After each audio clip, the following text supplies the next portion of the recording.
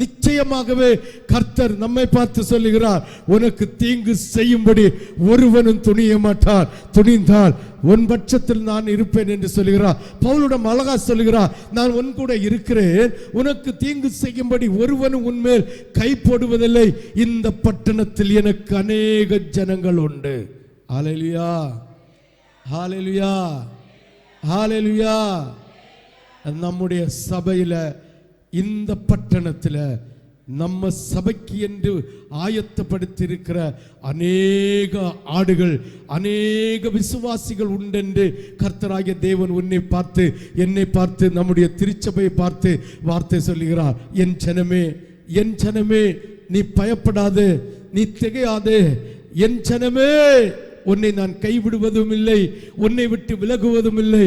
இந்த சபையை நிரப்பும்படி அநேக ஜனங்களை இந்த பட்டணத்தில் நான் வைத்திருக்கிறேன். ஒருபோதும் கலங்காமல் திகையாமல் இருந்து என்னை பின்பற்றி கொள் என்று ஆண்டவராகிய தேவன் திருச்சபையில் இருக்கிற ஒவ்வொரு பிள்ளைகளையும் பார்த்து சொல்லுகிறார்.